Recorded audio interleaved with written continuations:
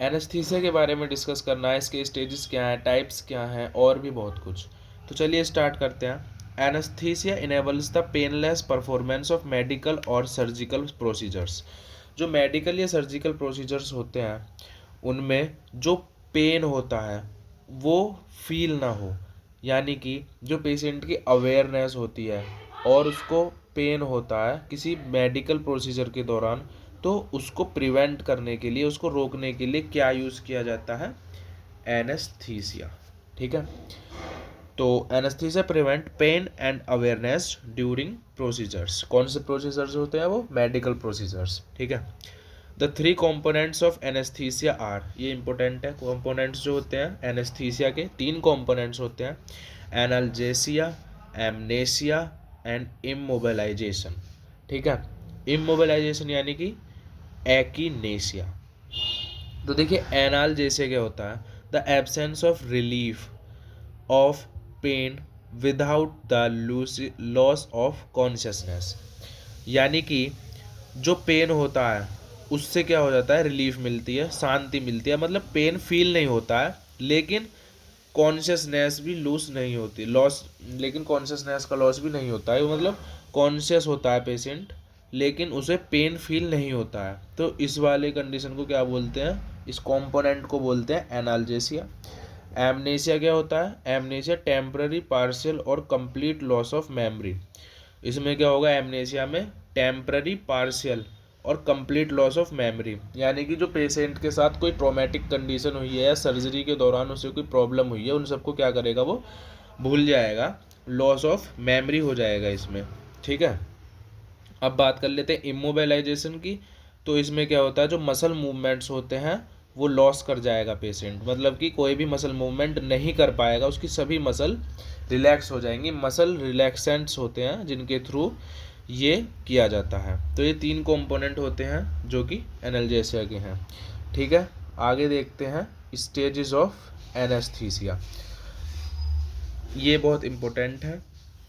Stages, तो stage 1 होता है इंडक्शन, स्टेज 2 होता है एक्साइटमेंट, स्टेज 3 होता है सर्जिकल एनेस्थीसिया एंड स्टेज 4 होता है ओवरडोज। तो देखते हैं एनेस्थीसिया के स्टेजेस। सबसे पहले बात करते हैं इंडक्शन की। स्टेज 1 क्या होता है? स्टेज 1 होता है इंडक्शन। तो इंडक्शन में क्या होता है? Consciousness is lost. जो पेशेंट की कॉन्शियसनेस है वो लॉस्ट हो जाती है, पेशेंट अवेयर नहीं रहता अपनी सराउंडिंग्स के लिए कि वो कहाँ पे है, क्या हो रहा है।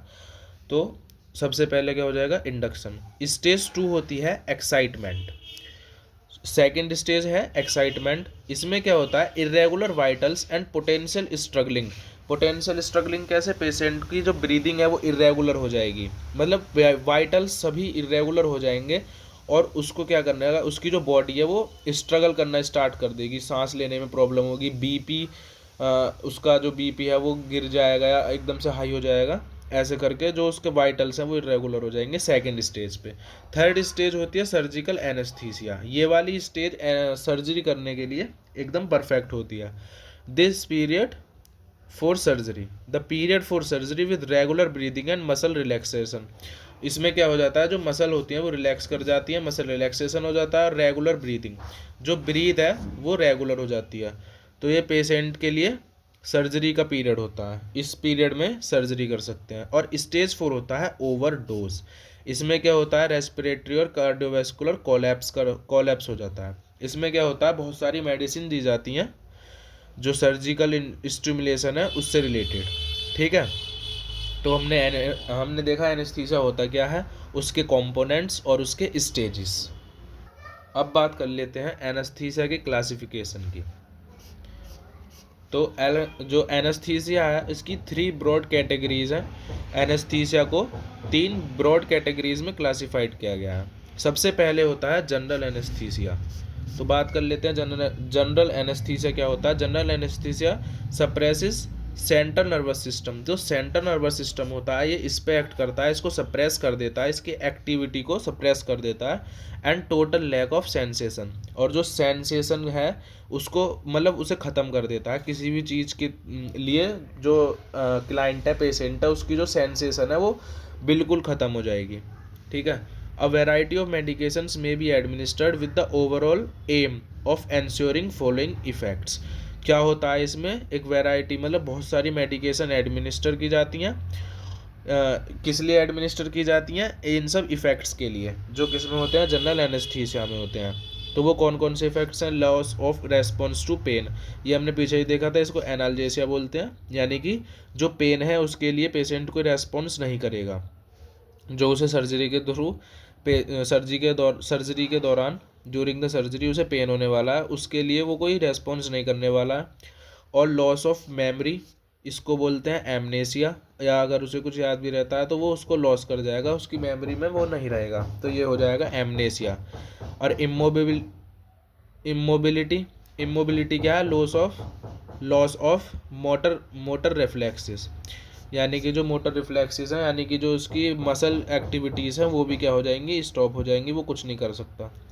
अनकॉन्शियसनेस, इसके थ्रू क्या होगी, अनकॉन्शियसनेस अकर हो जाएगी, मतलब कि पेशेंट अपने सराउंडिंग के लिए कॉन्शियस नहीं रहेगा बिल्कुल भी।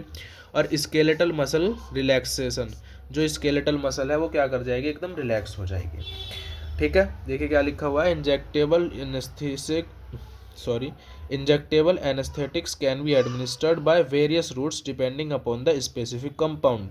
ठीक है, जो स्पेसिफिक कंपाउंड है उसके ऊपर डिपेंड करता है, मतलब जो एडमिनिस्टर किया जाएगा एनेस्थीसिया वो उसके वेरियस रूट्स हो सकते हैं। अभी हम ड्रग्स और रूट्स पढ़ेंगे। ठीक है, सेकंड टाइप की बात करें तो वो होता है सिडेशन या डिसोसिएटिव एनेस्थीसिया। ठीक है, ये सेकंड टाइप है एनेस्थीसिया का, इसको बोलते हैं सिडेशन। तो सिडेशन क्या होता है, इसमें क्या होगा, sedation techniques include mild, moderate and deep sedation.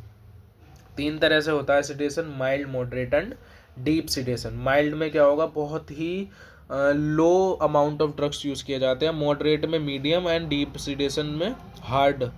ठीक है, low dosages of anaesthetics drugs are used, इसमें क्या होगा, लोअर डोज होंगी यूज, जो एनेस्थेटिक्स की ड्रग्स हैं उनका लोअर डोज यूज़ किया जाएगा, so the recovery period tends to be shorter, जिससे क्या होगा, जो रिकवरी पीरियड है वो शॉर्ट हो जाएगा। रिकवरी पीरियड किसके लिए, एनेस्थीसिया से रिकवर होने का जो पीरियड है वो शॉर्ट होगा, इसीलिए।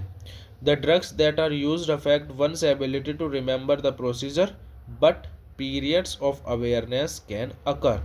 ठीक है, पेशेंट जो है वो अवेयर हो सकता है अपने प्रोसीजर के, अपने सराउंडिंग के लिए, लेकिन जो उसकी एबिलिटी है प्रोसीजर को याद रखने की, मतलब प्रोसीजर के टाइम पे वो अवेयर हो सकता है कि हाँ उसके साथ कुछ हो रहा है, लेकिन बाद में उसकी जो एबिलिटी है वो मतलब उसे क्या कर देगा, अफेक्ट हो जाएगी, वो भूल जाएगा, रिमेंबर उसे याद नहीं रहेगा कि उसके साथ क्या क्या हुआ था, इस ड्रग्स के थ्रू ये हो जाएगा, इसलिए इसे सिडेशन भी बोलते हैं।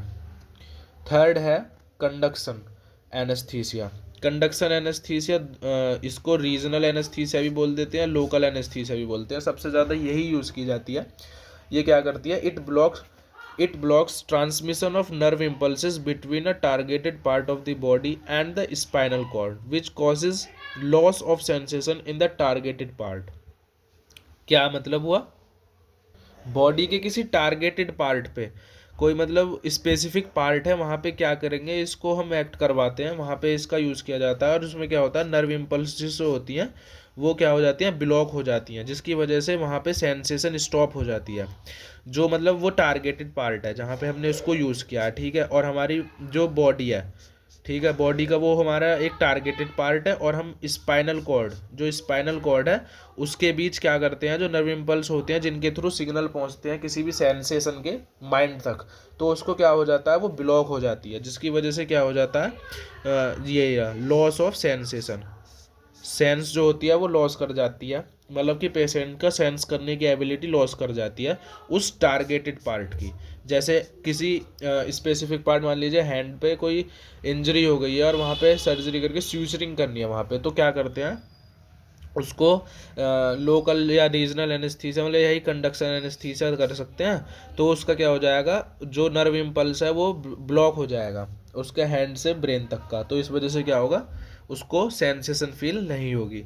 A patient under conduction anaesthesia remains fully conscious. हाँ, इसमें यह है कि जो पेशेंट है वो फुल्ली कॉन्शियस होता है, पेशेंट क्या होगा, पूरी तरह से अवेयर होगा अपनी सराउंडिंग के थ्रू कि उसके साथ क्या हो रहा है। जैसे डेंटिस्ट होते हैं वो स्पेसिफिक पार्ट यानी कि दांत की अगर उन्हें कोई वहाँ पे कोई सर्जरी करनी होती है उस जगह पे तो वो वहाँ पे कर देते हैं। जनरल या रीजनल, मतलब यही रीजनल जो एनेस्थीसिया है इसका यूज़ कर देते हैं। इससे क्या होता है, उनकी सेंसेशन लॉस हो जाती है। ठीक है, अब बात कर लेते हैं एनेस्थीसिया को एडमिनिस्टर करने के जो मेथड्स होते हैं उनकी। ठीक है, एडमिनिस्ट्रेशन कैसे किया जाता है एनेस्थीसिया का। ठीक है, तो देखते हैं।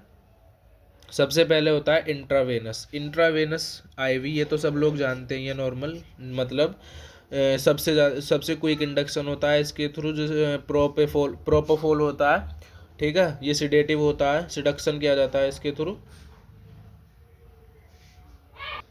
सॉरी, सिडेशन, इसके थ्रू सिडेशन एनेस्थीसिया किया जाता है। तो क्या होता है, इंट्रावेनस वेन्स में एडमिनिस्टर किया जाता है। इनहेलेशन के थ्रू एडमिनिस्टर कर सकते हैं एनेस्थीसिया।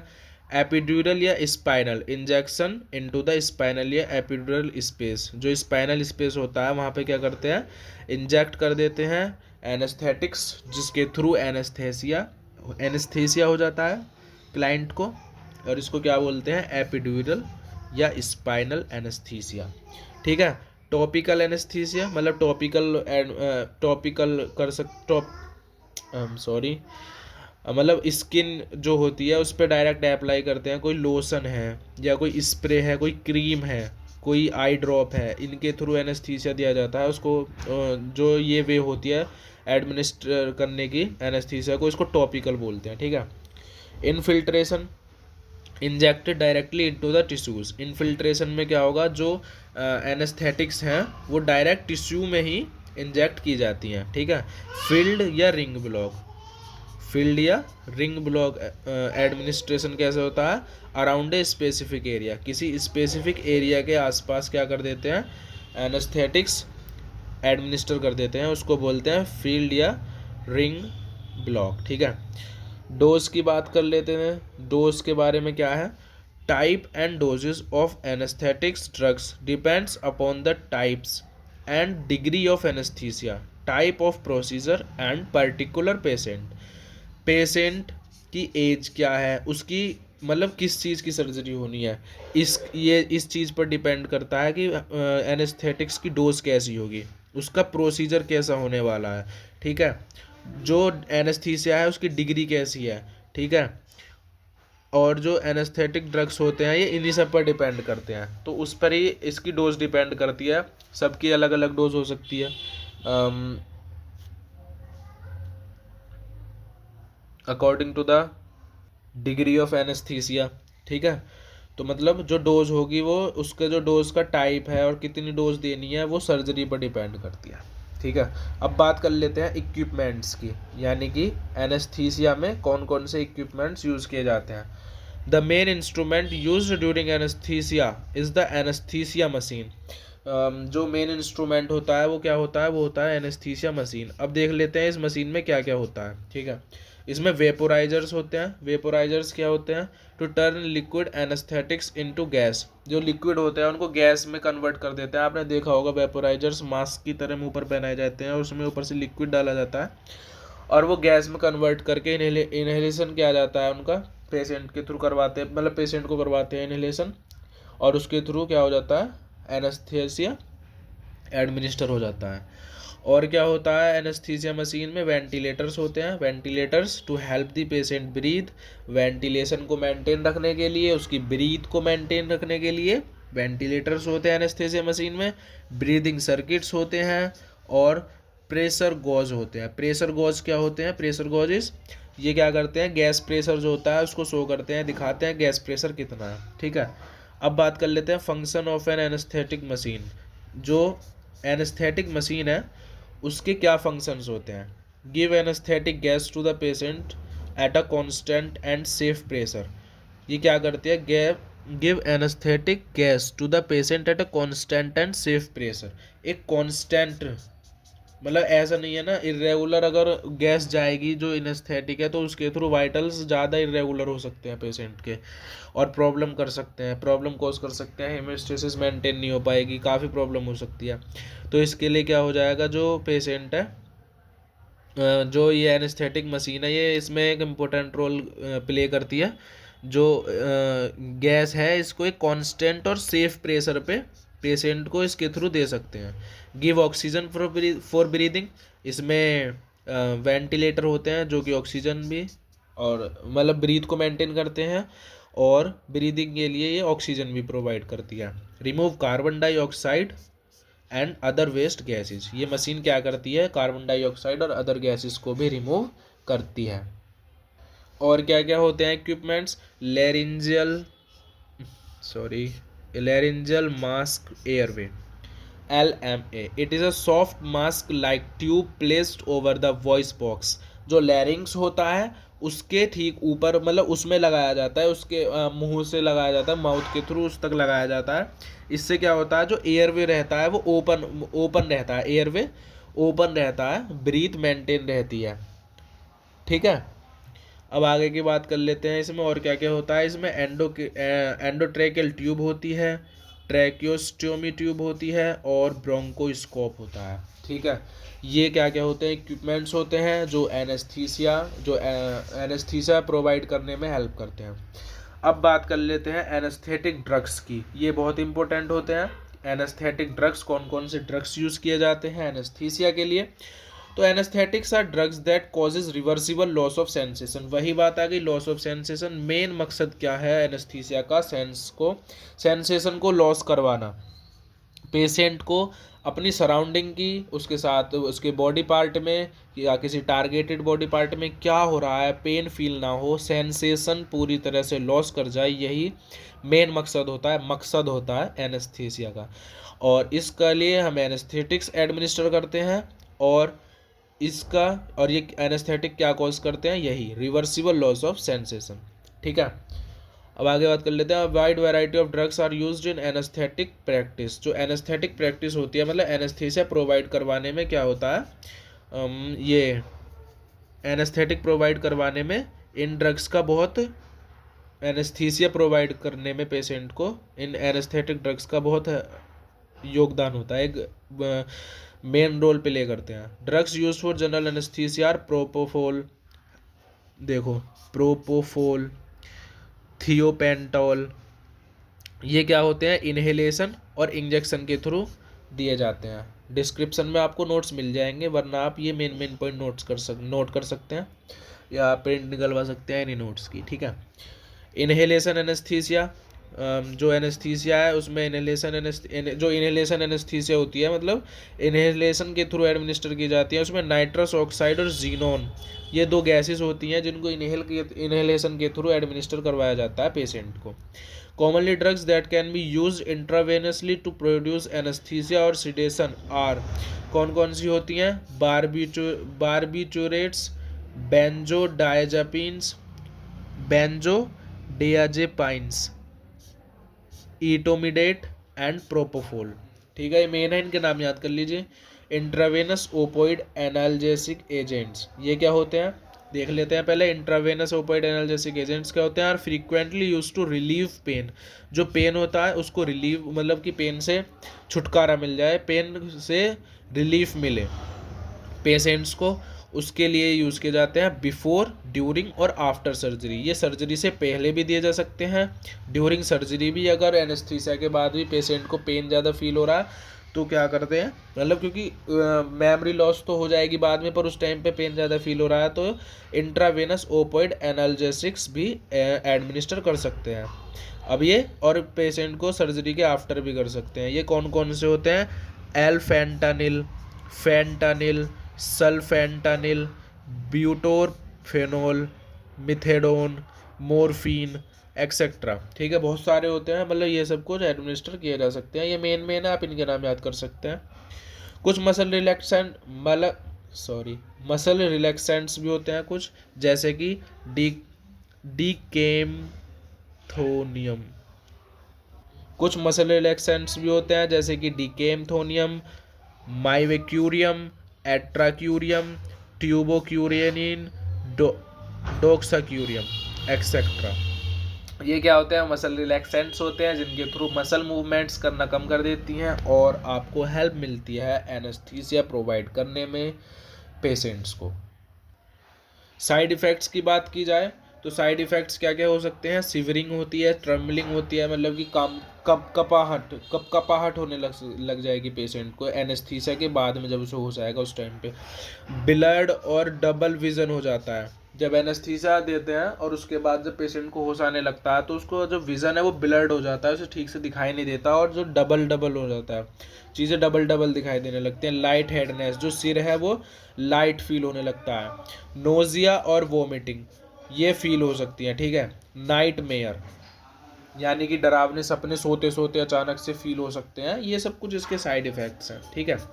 तो बस इतना ही था। और इसके बाद हमारा रोल ऑफ नर्स है एनेस्थीसिया को प्रोवाइड करने में। रोल ऑफ नर्स के ऊपर हमने पूरी एक वीडियो बनाई हुई जिसमें मैंने आपको बताया कि अपने 4 नंबर आप कैसे सेव कर सकते हैं, डिस्क्रिप्शन में आपको मिल जाएगी, देख सकते हैं। Thank you. आज की वीडियो में बस इतना ही।